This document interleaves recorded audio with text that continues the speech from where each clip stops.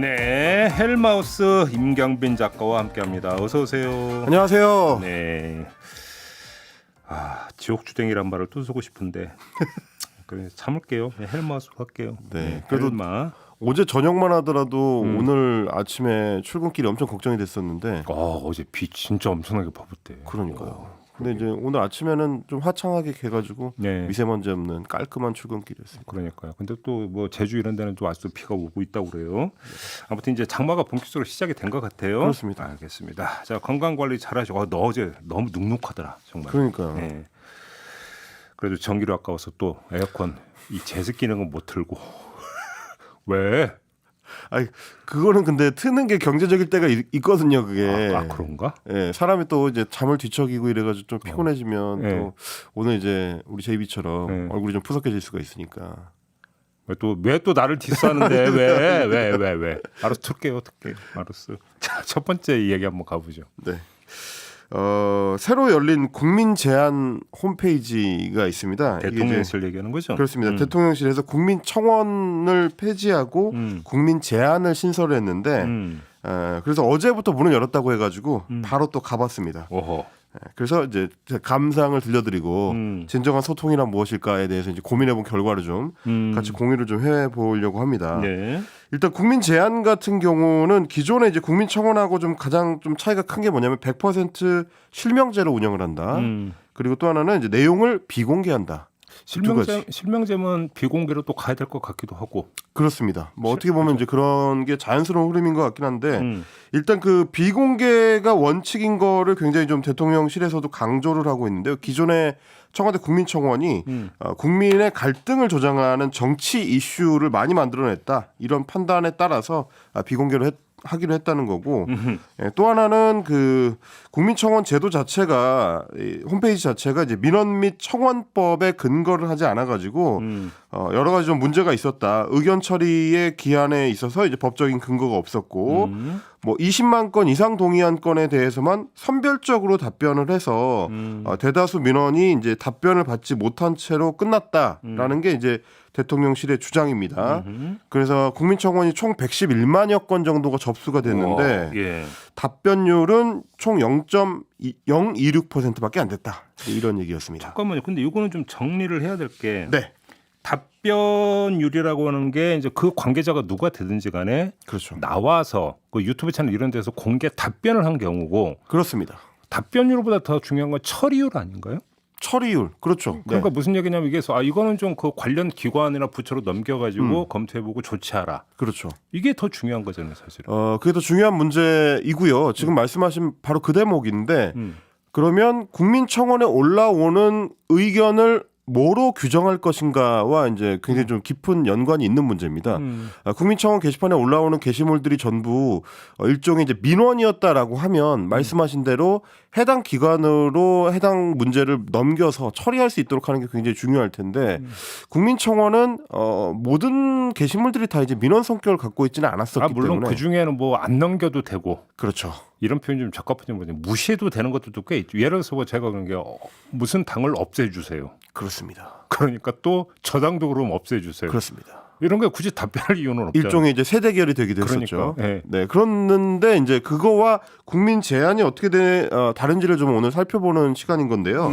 일단은 국민청원 게시판 같은 경우는 제가 지금 말씀드린 것처럼 단순히 민원 접수 창구로 운영된 거는 아니었고 종합적으로 한 5년을 평가해 봤을 때는 일종의 이 공론장의 성격을 좀 띠지 않았느냐 이렇게 볼 필요가 있을 것 같습니다. 그 점도 상당히 중요하죠. 그러니까 뭐 말씀하신 것처럼 어떤 사안들은 이제 민원의 성격을 갖고 있어서 해당 기관에서 처리할 필요가 있는 것이 있었던 반면에 어떤 것들은 단순 의견 개진이나 혹은 이제 언론사를 향해서 이걸 기사화해줬으면 좋겠다는 어떤 성격을 가진 것들도 있었고요. 근데 이제 이점은 있겠죠. 이제 국민 청원 게시판이었잖아요. 그렇죠. 그러니까 청원이라고 하는 게 이제 어떤 의미를 띠고 있냐면 이거를 해 주세요라고 하는 뜻이 되는 거니까. 그렇죠. 엄밀하게 이해를 하면은 이제 그런 청원의 성격이 있는 거라면 조치를 해야 되는 게 맞죠. 맞습니다. 다만 지금 헬마가 이야기한 것 중에 이건 청원이라고 볼 수 없는. 그렇죠. 그냥 단순한 정치적 어떤 입장 표명 같은 경우는 처리를 하고 말 것도 없는 거지. 그렇습니다. 그리고 이제 어떤 것들은 정말 그냥 단순히 개인의 어떤 감상을 올리는 글들도 상당히 많았었고 심지어는 이제 장난스러운 글들도 이제 많이 있었기 때문에 그런 부분까지 좀 감안을 해야 되지 않나 싶고요. 그래서 실제로 상당수의 국민청원 답변이 국회 입법사안이라서 이 대통령실에서 답변하기 어렵다든지 혹은 뭐 논의가 진행 중이라든지 뭐 국가안보나 개인정보 관련된 사안이라서 답변할 수 없다든지 이렇게 이제 단답형으로 끝나는 경우들도 상당히 많았습니다. 그럼에도 불구하고 그 자체로 특정 이슈에 대해서는 여론을 뭐 환기시키거나 여론의 환기를 통해서 기사화가 되거나 그래서 사회적 이슈가 커져서 사회적 논쟁으로 이어지거나 뭐 이런 경우들이 있었기 때문에 때로는 그 자체라도 이제 성과가 되는 경우들이 있었습니다. 무슨 아니, 문제 해결을 못 하더라도. 아니 뭐 길게 얘기해보지 가장 애용한 게 언론 아니에요? 그렇습니다. 저희도 많이 지적을 했었던 게 아니 지금 동의된 의견이 한 200여 건밖에 안 되는데 도대체 어떻게 찾아내가지고 정부를 비판하는 소스로 이걸 써먹느냐 이런 비판도 종종 많이 그러니까 나왔죠. 저는 참 운 게 아니 그 이 청원 게시판이 뭐 악용되고 있다, 변질되고 있다, 오염되고 있다라고 욕하면서 또 갖다가 써. 그렇죠. 그리고 야. 오염되고 있고 악용되고 있다는 기사 자체도 조회수가 나오죠. 가장 혜택을 본 게 언론 아니에요? 그렇습니다. 그 부분을 꼭 얘기를 하고 싶은 것도 있고요. 또 하나는 뭐냐면 이제 그 국민청원의 성격을 직접적으로 볼 수 있는 게 예시를 좀 들어보자면 예를 들면 국민청원 역사상 가장 많은 동의를 얻었던 게 이른바 텔레그램 N번방 사건 관련 청원이었는데 그거였나요? 1위가? 그렇습니다. 1위였습니다. 그런데 이 사건을 환기시키는 것뿐만 아니라 철저한 수사가 이루어지도록 이제 이끄는 역할을 했었고 그래서 디지털 성범죄 관련된 법안을 만들어낼 수 있도록 그야말로 세상을 바꾸는 데 일조했다. 예. 뭐 이렇게 볼 수 있는 청원이 있었고요. 예. 뭐 윤창호 씨 관련해서는 음주운전 처벌 강화 여론을 불러와서 이제 윤창호법 개정으로 이어지기도 했었습니다. 그 외에도 뭐 소방공무원 국가직 전환이라든지 수술실에 CCTV를 설치하는 문제 뭐 이런 것들도 시작점이 국민청원이었다는 거. 물론 뭐 말씀드렸던 대로 여러 논란에도 불구하고 이제 코로나19 백신 부작용 관련된 논쟁 같은 것들도 국민청원을 통해서 많이 벌어졌었던. 그러니까 그 의견이 옳으냐 그르냐 혹은 해결이 가능하냐 아니냐와는 별개로 많은 국민들이 이 청원 게시판을 통해서 여론 형성에 참여하고 있다는 실효성을 주는 데는 상당히 좀 역할을 하지 않았나. 그래서 누구라도 억울함을 호소하고 뭐 의견을 게재하고 또 그걸 누구나 볼 수 있다. 그 자체가 이제 국민청원의 좀 가장 큰 어떤 그 결실이었던 걸로 좀 평가가 되고요. 근데 이제 문제는 이런 식으로 이제 실명제가 이제 이뤄지고 비공개가 이뤄지는 국민 제안 방식으로 바뀌게 되면 기존의 국민청원에서 있었던 식으로 이제 의견에 많은 사람이 모이는 것만으로는 이슈화가 되기 어렵다라는 문제점이 발생할 수도 있겠다는 생각이 들었습니다. 뭐 예를 들면 뭐 김건희 여사의 뭐 도이치모터스 주가 조작 의혹을 신속하게 수사해 주세요라는 청원을 누군가가 올린다면 그게 이제 공개가 되고 많은 사람들이 거기에 이제 동의하고 이런 식으로 여론 형성이 돼야 되는데 공개가 어차피 안 되기 때문에 혼자 간직하게 되는 의견이 된다. 이런 점이 좀 다소 좀 한계가 될 수 있지 않을까 그런 생각이 좀 듭니다. 그러니까 그런 점에서 제가 핵심적으로 봐야 되는 게 이전은 청원 게시판이었지만 네, 이번에는 제안 게시판. 그러니까 청원과 제안의 차이. 그렇습니다. 이거를 좀 정확히 읽을 필요가 있고 정말로 그래서 장명을 제안으로 한 것인가 이게 사실은 제가 볼 때 핵심이라고 보는데 네, 제안이라고 하는 것은 뭐냐면 아이디어를 내는 거잖아요. 그렇죠. 그렇게 되면은 이 그 범위가 확 줄어들죠. 정부 정책에서 이걸 한번 해보시면 어떨까요? 그렇죠. 이런 것들을 말고 아이디어를 던지는 이렇게 되어버리면 청원이라고 하는 범위는 근데 훨씬 넓어지죠. 거기에는 억울한 걸 풀어주세요라고 하는 것도 여러 가지가 이제 나올 수 있는 그렇습니다. 건데 그러면 참여를 할 수 있는 내용 자체가 되게 제한되는 거죠. 그렇죠. 그러니까 실명이냐 그 비실명이냐 공개냐 아니냐를 떠나서 일단은 그렇죠. 이 점이 있는 거겠죠. 그 사실은 그 내용은 홈페이지에 접속을 해서 들어가 보면 바로 느낄 수가 있습니다. 지금 말씀하신 것처럼 참여를 할 수 있는 내용이라든지 주제를 한정해 준다는 느낌을 딱 받는 게 홈페이지에 딱 들어가면 애초에 메뉴 자체가 4개로 딱 구성이 돼 있어요. 어떻게 돼 있어요? 하나는 일단 민원 제안이라는 항목이 하나가 있고, 그러니까 이제 민원이나 제안을 저렇게 이제 적어주세요라는 항목이 하나 있는 거고요. 그 다음에 부당 행위에 대한 시정을 요구하는 이제 청원도 별도 메뉴로 들어 있습니다. 아, 있긴 있네요. 그렇습니다. 이제 국민 제안의 여러 가지 이제 조건 중에 하나인데, 그 다음에 이제 디지털 소외계층을 위해서는 이제 동영상으로 제한할 수 있게 하는 방식이 하나 있고 그다음에 전화 안내를 통해서 102번으로 전화를 하면 되는데요. 윤석열의 열 그러니까 10에다가 귀 이자를 써가지고 2번 그래서 102번입니다. 그래서 4개의 창구를 구성했다라고 하는데 문제는 국민청원 같은 경우는 형식의 제약이 애초에 없었기 때문에 어떤 내용을 써야 하는지를 본인이 결정할 수 있다는 느낌을 홈페이지에 접속하면 받을 수가 있었는데 이 경우에는 일단 접속을 하면 내가 지금 생각하고 있는 이 나의 의견이나 목소리가 어느 항목에 적합한지를 먼저 결정을 해야 됩니다. 그 방식으로 됐어요. 이게 민원인지 혹은 청원인지를 결정을 한 뒤에 그 뒤를 이어가도록 돼 있는. 아니 근데 저렇게 그 세부 항목을 놓고 제한이라고 하는 그 전체 그 네이밍에서의 단어는 별로 적절한 단어는 아닌데. 그럴 수도 있죠. 그렇죠. 네, 그렇게 보일 수도 있을 것 같습니다. 예. 그러니까 어차피 다 열어놨는데 왜 타이틀은 국민 제안이냐라고 얘기를 하면 저는 이제 오늘 제가 그 제목으로 뽑았던 Anything but 문재인인가라는 생각이 들지 않을 수가 없습니다. 청원은 문재인 정부에서 썼기 때문에 안 쓴다. 그래서 말을 바꿔야 됐나라는 생각이 살짝 드는 게. 그런가요? 왜냐면 이제 들어갔는데 이제 국민청원 홈페이지 같은 경우는 들어가면 온통 푸른색이거든요. 근데 이제 국민 제안 홈페이지는 들어가면 온통 붉은색입니다. 느낌도 굉장히 달라요. 일단 그렇고요. 근데 이제 문제는 뭐냐면 국민청원 게시판을 생각하고 청원 그 코너를 딱 클릭을 하면 그러면 이제 글을 쓰는 화면이 나타나느냐 그게 아니고 딱 클릭하면 로그인부터 나옵니다. 로그인부터 나오는 게 굉장히 좀 실명제니까. 네, 실명제니까. 지금 이제 우리 그 제작진이 들어가 보고 있는데요. 이렇게 실명 확인 로그인으로 나옵니다. 그래서 뭐 금융인증서나 뭐 간편인증이나 여러 가지가 있는데 일단은 국민청원 같은 경우는 그런 제약이 없이 바로 이제 글을 쓸 수 있게 돼 있기 때문에 접근성 측면에서는 당연히 이제 장벽으로 작용할 수밖에 없는 거고 일단 좀 제한적이다라는 느낌을 받는 거고요. 그리고 로그인을 해서 실명 인증을 해야 되는 이 과정 자체가 어떤 분들한테는 그 자체로 장벽이 될 수도 있겠다. 뭐 이렇게 어르신들이나 뭐 이제 디지털에 익숙하지 않은 사람들 같으면 로그인하는 과정 자체가 좀 불편하고 그러다 보니까 이제 국민을 제한한다는 느낌을 줄 수도 있지 않을까. 정말로 프리랜서님이 국민 제안이 아니라 국민 제한이구만요라고. 그렇습니다. 이야, 뭐 진짜 촌철 진짜 기가 막혀요. 그러니까 저 같은 사람만 하더라도 어디 들어가서 뭐 글 쓰려고 하는데 인증하라고 나오면 바로 뒤로 가기거든요.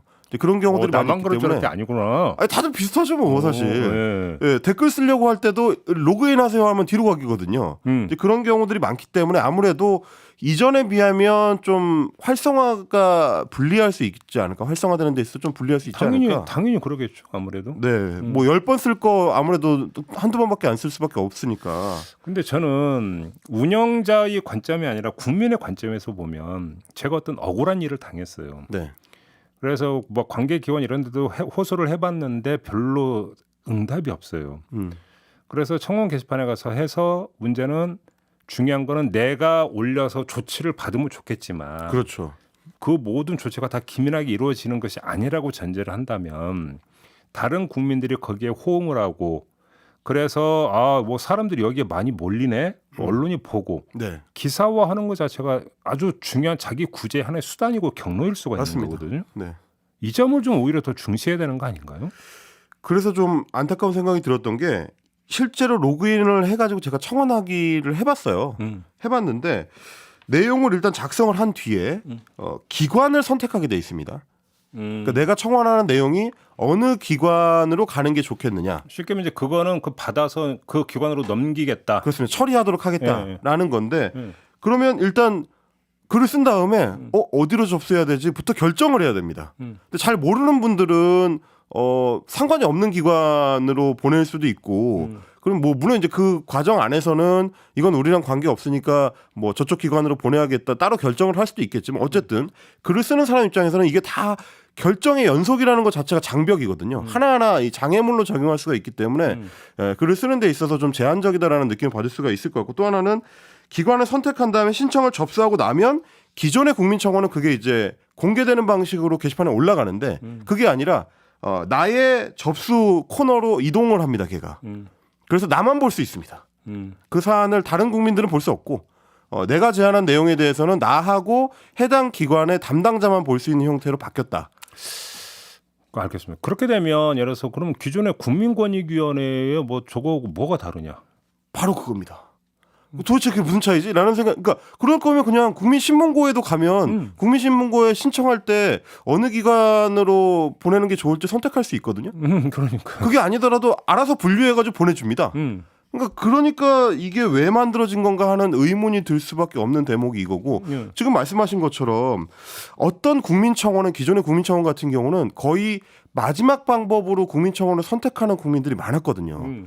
이 기관 저 기관 뭐 예를 들면 국민권익위원회라든지 뭐 법무부라든지 이런 데 자신의 억울함을 다 호소해 봤는데 우리가 해결해 드릴 수 없습니다라는 답변을 받고 마지막에 국민청원을 찾아서 일종의 이제 격장 성격으로 다른 국민들한테 자신의 억울함을 호소하는 분들이 많이 있었던 거랑 비교하면 이 경우는 아예 그 가능성이 이제 차단될 수가 있다. 요거는 좀 되게 됩니다. 디테일하게 접근해야 되는 게 문제는 뭐냐면 청원의 목적에는 이걸 해결해 주세요도 있지만 관심을 가져 주세요도 있는 거거든요. 그렇습니다. 그렇죠. 그렇습니다. 근데 뭐냐면 이렇게 해서 실명 비공개가 되면 관심을 가져 주세요는 차단이 되는 거잖아요. 그러면 정부는 그냥 해결사 역할을 하겠다. 그렇죠. 이렇게 이제 한정이 되는 거고 아니 해결사 역할을 해주면 고맙죠. 네. 그렇게 되면 그렇죠. 그걸 뭐라고 이야기할 수는 없겠죠. 근데 정말로 100% 그럼 다 해결해 줄 건데? 라고는 물음표가 찍힐 수 있는 거잖아요. 그렇습니다. 그리고 국민청원의 중요한 기능 중에 하나가 법을 바꿀 수 있는 추동력을 만들어줬던 것이거든요. 그러니까 예를 들면 이제 단순히 기관에 민원을 하는 방식이었다 그러면 N번방 사건 같은 거를 과연 해결할 수 있었을 것인가 하는 의문이 드는 거예요. 왜냐하면 기존의 경찰이나 기존의 수사기관이나 기존의 정부기관이라면 정해진 법 테두리 안에서만 문제에 접근하기 때문에 디지털 성범죄라는 새로운 범죄 형식에 대해서는 제대로 대처를 못하고 있다는 문제가 있었거든요. 그런 기관을 향해서 이걸 해결해 달라고 민원을 넣어봐야 이건 법이 없어서 안 됩니다라는 답변을 계속 들어왔었기 때문에 국민청원을 찾았던 건데 만약에 해당 그 N번방 사건 같은 경우를 국민 제안에 넣으면 경찰청의 답변은 이 법의 사각지대에 있기 때문에 우리가 해결할 수 없습니다라는 뭐 기계식 답변이 나올 가능성도 있다.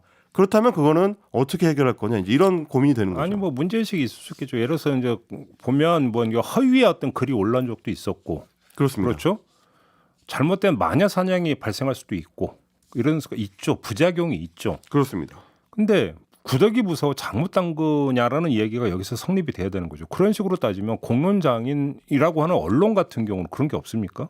오보 있잖아요. 그러니까. 그다음에 뭐 그러니까 기사의 댓글 이런 데에서 그러니까 이른바 뭐 여론 재판 벌어지는 경우도 있잖아요. 그렇습니다.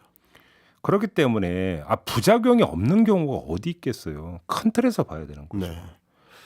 뭐 사실 이제 대통령실에서 답변한 거는 이런 거였습니다. 이제 각 창구에서 접수된 의견이 법정 처리 기한에 맞춰서 책임이 있는 답변을 얻을 수 있게 된다. 기존처럼 이제 무시당하고 지나가는 의견이 없게 된다라는 얘기긴 했는데 이렇게 되면 이거는 공론장으로서의 제안, 국민 제안이 되는 게 아니고 단순히 그냥 민원 창구가 되고 거기에 이제 의견을 제시하는 사람들은 그냥 민원인이 되는 거 아닌가 약간 그런 좀 생각이 들었고요. 딱 정리가 되니까 공론장 기능은 없애버린다. 한마디로 이렇게 정리가 되는 거죠. 네. 그래서 저도 그거가 좀 이렇게 이용을 하면서 좀 답답해가지고 좀 더 개방적인 형태로 시민 참여가 더 잘 일어날 수 있게 형식을 바꿔줬으면 좋겠다라는 제안을 국민 제안에다가 적었거든요. 그래서 이 기관이 이걸 만든 기관이 대통령실이잖아요. 그 당연히 대통령실에다가 보내야 될 것 같아가지고 의견 선택 제안 기관을 대통령실이 고르려고 했는데 대통령실이 없습니다. 그런가요 또? 네. 제한 기간 중에서 뭐 기획재정부, 고용노동부 처리 기한 이런 건 혹시 설정돼 있던가요? 처리 기한은 설정돼 있지 않습니다. 그건 이제 나중에 알아서 알려줍니다. 그냥 기다려라요 그러면? 그렇습니다. 물론 이제 기간 제한이 법률적으로 있으니까 거기에 맞춰서 답변을 주긴 할 텐데 그거랑 별개로 어쨌든 대통령실에는 제한할 수 있는 방식이 아닌 것 같다. 혹시 뭐 제가 이 디지털에 익숙지 않아서 못 찾았는지 모르겠지만 그래서 결국은 저는 할 수 없이 이제 국민권익위에 제안을 했습니다. 한마디로 이거군요. 네, 접수됐고요. 네, 돌아가서 기다리시면 답변 갈 거예요. 이거네요. 그렇습니다. 정리 이렇게 되는 거죠. 딱 그겁니다. 기다리시면 답변 갑니다고요. 다만 이제 그 하나의 안전장치는 뒀는데 우수 제한 제도라고 해가지고 국민 우수 제한이라는 코너가 따로 있더라고요.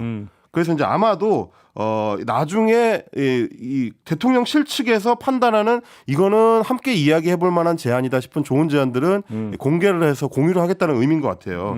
대통령실에서 밝힌 바에 따르면 10명 내외의 민관합동 신사위원으로 구성된 국민 우수 제안 협의체에서 우수 제안을 선정해가지고 공개를 할 것이다.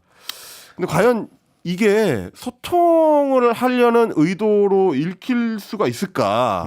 그래서 여러 제안들이 들어온 것 중에서 요건 괜찮네라고 하는 거를 결정할 권한이 결국 대통령실의 협의체 안에 있다는 얘기인데 그러면 처음에 말씀드린 것처럼 김건희 여사의 도이치모터스 주가 조작 의혹 수사를 신속하게 해주세요라는 국민 제안은 결코 채택이 안 될 거 아니겠습니까? 그러면 과연 그거는 국민이 원한 걸까요? 대통령실이 원한 걸까요? 기대하고 있어요 지금? 네?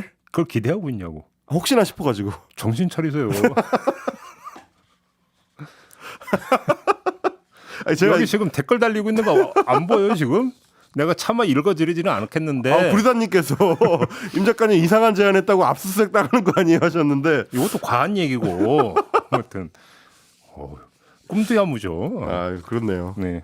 그러니까 제가 사실 이거를 왜 이렇게 준비를 했냐면 이번 주에 가장 좀 크게 화제가 됐던 기사 중에 하나가 중앙일보가 네이버 트렌드라는 새 기능에 대해서 이걸 이용해 가지고 김건희 여사하고 윤석열 대통령의 이제 조회수 차이를 이제 비교를 하는 기사를 냈더라고요. 근데 이제 그 키워드 검색 순위 키워드 검색 건수에서 김건희 여사의 건수가 윤석열 대통령보다 한 28% 높게 나타났다. 빅데이터 분석을 했구나. 빅데이터 분석을 한 거죠. 뭐 단순하긴 합니다만 어쨌든 그만큼 기사 양 자체는 제가 따로 검색을 해봤을 때 빅카인즈에서 이제 기사 이 숫자를 키워드별로 분석을 할 수가 있는데 그 경우에는 김건희 여사라는 김건희가 들어간 키워드 기사가 윤석열이 들어간 키워드 기사에 비해서 10분의 1밖에 안 됩니다. 당연히 그렇겠죠. 그건 대통령이니까 당연한 거잖아요. 근데 일반 시민들이 직접 손으로 검색해서 찾아보는 양에서는 김건희 여사가 더 높았다는 거. 그만큼 이제 관심도 자체는 김건희에게 더 높았다. 근데 보통 이제 그렇게 빅데이터 분석할 때 나오는 틀이 있잖아요. 언급량. 그다음에 부정 검색어, 긍정 검색어. 그렇죠. 근데 부정어가 많으냐, 긍정어가 많으냐.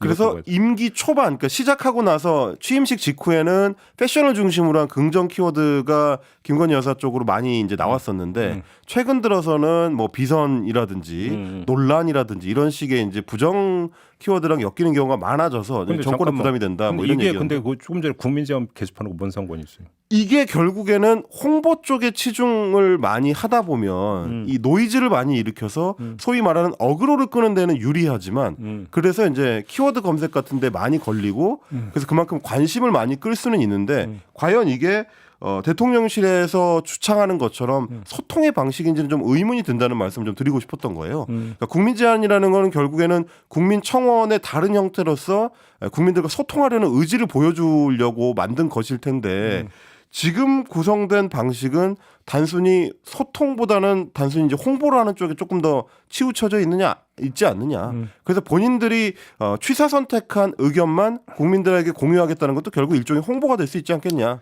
그러다 보면 이제 김건희 검색어가 윤석열 검색어보다 높게 나타나는 기현상과 연결될 가능성도 있겠다. 진정한 소통은 가로막힐 수 있겠다. 이런 생각이 들었습니다. 이런 공론 기능이 없어져 버렸다. 이렇게 정리를 하면 되겠네요. 그렇습니다. 게시판에서. 네. 자, 두 번째 얘기로 넘어가 보죠. 두 번째 얘기는 제이비한테 좀 질문을 드리고 싶은데요. 이웃 사촌이라는 명칭을 쓰려면 이웃집하고 얼마나 떨어져 있어야 될까요? 그러니까 아무튼 가깝고 이제 자주 왕래가 있을 때 이웃 사촌이라고 그러죠. 그렇습니다. 이웃집이라고 할 때는 어느 정도나 떨어져 있어야 될까요? 글쎄요. 이웃집이라고 하면 바로 붙어 있는 집이 아니라도 보통 이제 그 같은 골목 안에 있고 이 정도는 돼야 되는 거 아니에요? 그렇죠.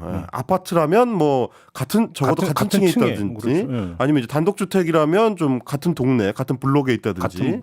그래서 골목 정도는 돼야겠죠. 그렇죠. 근데 이제 아시아경제의 생각은 좀 다른 것 같습니다. 왜요? 아시아경제 기사를 보고 제가 좀 어이가 없었던 게 이런 제목이었습니다. 단독이라는 타이틀을 달고 있었고요. 문 피격 공무원 유족 알고 보니 같은 양산 시민이라는 제목이에요. 그래요? 근데 이제 양산 시민은 그럴 수 있죠. 양산 시민이 찾아보니까 35만 명이더라고요. 35만 명의 양산 시민 중에서 뭐 문재인 대통령도 있을 수 있고 사회 피격 공무원의 유족도 있을 수가 있는데 제목만 봐가지고는 이게 도대체 왜 기사거리가 되냐 이런 생각이 들지 아니, 않습니까? 혹시 뭐 그 평산마을 가까운 데 사나요? 아니었습니다. 네? 아니었습니다. 아니 그것만 해도 사실은 평산 마을에 산다고 해서 과연 그게 기사거리가 되나 싶긴 한데, 그렇죠. 예, 그 자체로는 사실 기사거리가 아니잖아요. 그래서 얼마나 가까이 살길래, 혹은 얼마나 자주 마주칠 수 있는 거리에 있길래 이게 기사거리가 된다고 단독 타이틀을 달았나 제가 궁금해서 들어가 봤는데 기사 내용에는 이렇게 적혀 있었습니다. 공무원 이모 씨의 유가족은 문재인 전 대통령이 사는 평산마을 사저에서 자동차로 30분이면 갈 수 있는 걸어서 아닙니다. 예. 자동차로 30분이면 갈 수 있는 양산시 모처에 거주하고 있다. 일각에서는 불편한 풍경이라거나 불편한 이웃 사이라는 시선도 있다. 아니, 차량으로 30분 거리에 있는데. 그렇습니다. 차량으로 30분 거리입니다. 그럼 제가 차량으로. 말씀드려요. 제가 어떤 사람인 줄 아세요? 네, 제가 윤석열 대통령하고 같은 서울 시민인 사람이에요. 그렇죠. 상암 사시잖아요. 그러니까. 상암에서 용산까지 차로 가면은 뭐 안 막힐 때 30분이면 갈 수도 있죠. 그럼요. 같은 서울 시민 이 정도에 제가. 저는 서울 시민이 아니고 저는 경기도민인데 네. 저는 파주 시민이거든요. 하지만 상암 사옥까지는 MBC 사옥까지는 저희 집에서 30분이면 옵니다. 그러면 저하고 MBC하고 이웃사촌이라는 얘기가 되거든요. 네. 이런 식의 그 구분이 맞느냐. 그래서 제가 너무 어이가 없어가지고 지도 검색을 해봤습니다. 평산마을 마을회관에서 차로 30분 떨어진 거리가 어느 정도인가? 약 28km 떨어진 양산시청입니다. 이게 과연 이웃이라고 할 수 있을까? 그러니까 거리관념이 저하고 이제 아시아경제 기자님하고 얼마나 다른지 모르겠지만 제가 봤을 때 일단 이웃은 아닌 것 같은데, 그거는 이게 무슨 의미가 있는 게 그거는 둘째치고 이게 과연 무슨 의미가 있는 것인가가 더 좀 이상하더라고요. 그러니까 양산시의 그 문재인 전 대통령하고 이 피해 유가족이 함께 양산 시민으로 거주한다는 게 기사로서의 사회적 의미가 있는 거냐. 그래서 오히려 좀 의문이 드는 거는 이게 그냥 단순히 싸움 붙이기 용에, 그래서 조회수를 많이 뽑아내기 위한 용도로 만들어진 기사가 아닌가라는 의심을 갖게 되는 거죠. 네. 그러니까 뭐 일테면 이 기자의 입장에서 봤을 때는 문재인 전 대통령 당시에 있었던 서해 피격 공무원 사건에 대한 처리 문제가 유족 입장에서는 이 잘못됐다라고 판단하고 있기 때문에 서로 일테면 대치하고 있는 상황이니까, 대치하고 있는 두 사람이 가까운 거리에 살고 있으니까 이건 기사가 되지 않겠냐라고 판단할 수 있나요? 저는 너무 이상한데. 100번 양보해서 네. 그런 판단을 했다고 치더라도 같은 조우를 하거나 뭐 할 수 있는 여지도 없잖아요. 없습니다. 이게 무슨 기사 가치가 있어요, 이게. 그러니까 말입니다. 그러니까 여러 가지 여러 가지 이야기가 빠져 있는데, 예를 들면 유족이라고 표현을 했는데 유가족이 어떤 관계인지 같은 것도 제대로 안 나와 있어요.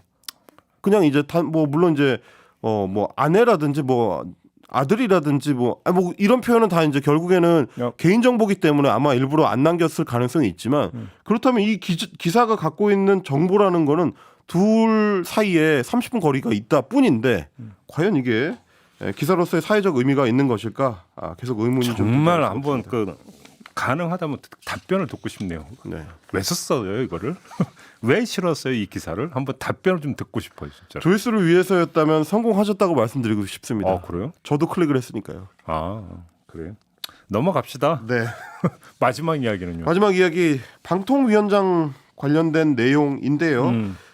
이제 얼마 전에 이제 김현 방통위원도 시선 집중에 출연을 해가지고 방통위원으로서의 임기를 이제 지키겠다 강조를 했었는데, 그때 이제 질문하셨던 거 중에 하나가 방통위원장 흔들기라는 게 결국 이제 궁극적으로는 방송 장악을 위한 수순이라는 시각도 있다.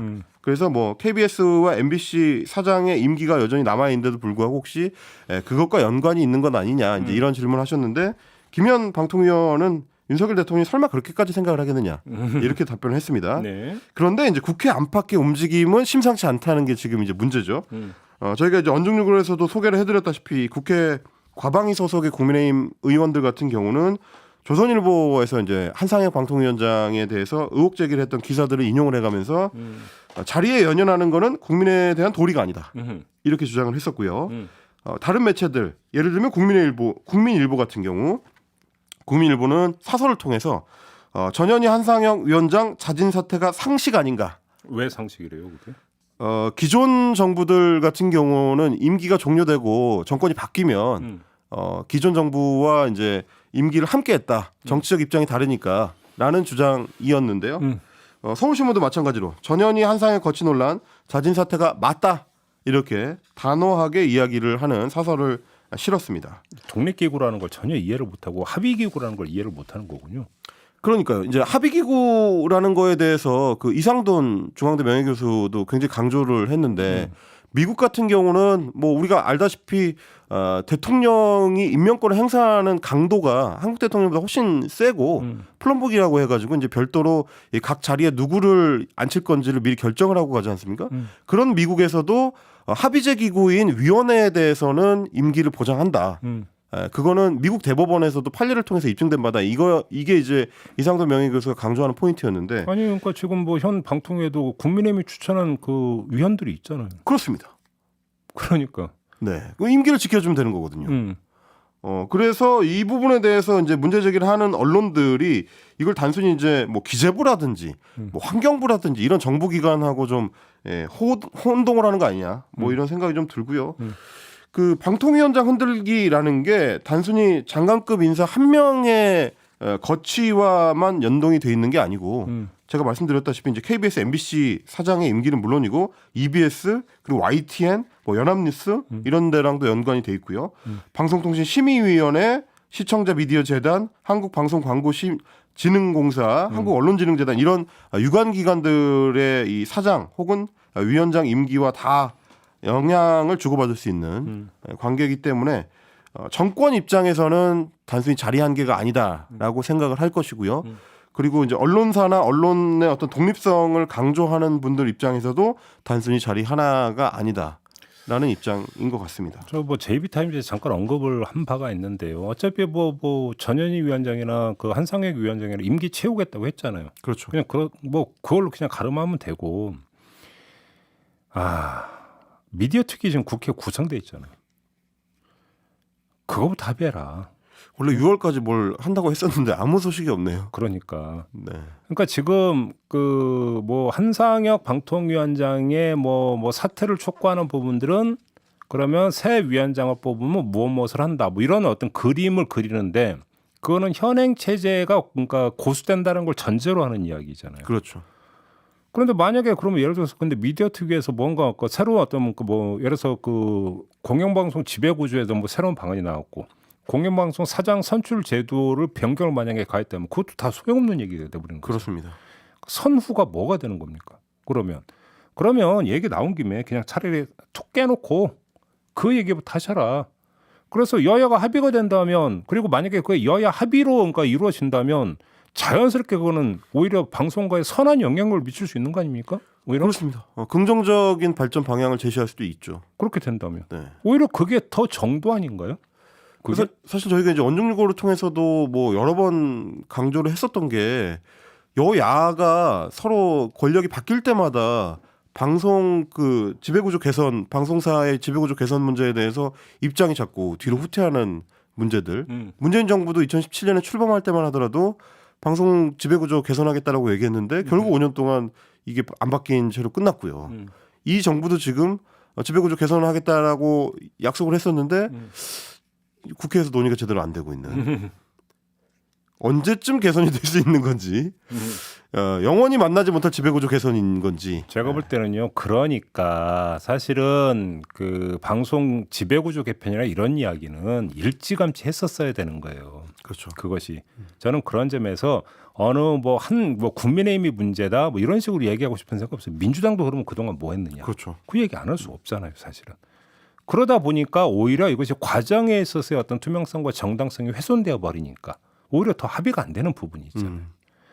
결국 뿌린 대로 거둔다는 얘기가 좀 그래서 나오는 부분인 거고. 그러면 이제 윤석열 정부는 이제 시작했으니까 지금이야말로 적기다 이런 말씀이신 거죠? 뭐 그 뜻은 아니고. 그래서 뭐냐면 정치권이 제 할 일을 제대로 했으면 방송가가 몸살을 앓을 일이 없잖아요.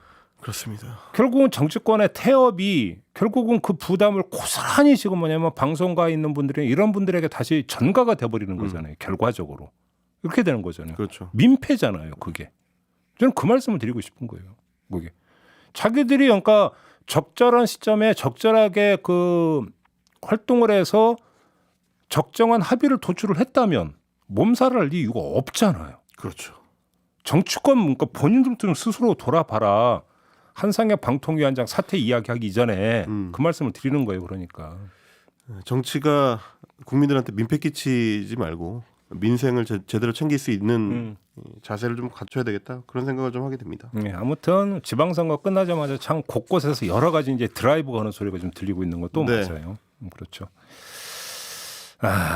다른 것도 아니고 근데 저는 또 거기에 언론이 사퇴하는 게 상식이다 이런 얘기를 그러니까 사설로 쓰고 있다는 것이죠. 그러니까요. 모르지 않을 텐데 말이죠. 그러니까요. 감시 기능이라고 하는 게 지금 제대로 작동이 되고 있는 것인지 이것도 한번 좀 봐야 될 것 같습니다. 아니면 예를 들어서 그러면 한상혁 방통위원장이나 전현희 국민권익위원장이 어떤 중립성을 지켜야 되는 행보를 제대로 하지 못했다면 차라리 그때 확실하게 그러면 비판을 해서 그럼 그때 끌어내리든지. 그렇죠. 그게 맞는 거잖아요. 오히려. 뭐예요 이게 지금. 오해만 사게 딱 정권 교체기에 말이죠. 네. 이 정도로 하죠. 저희도 여러 번 다뤘기 때문에 네. 더 이야기할 부분은 아닌 것 같습니다. 마무리할까요? 네, 헬마우스 임경빈 작가 수고하셨고요. 저도 함께 물러가겠습니다. 고맙습니다. 감사합니다.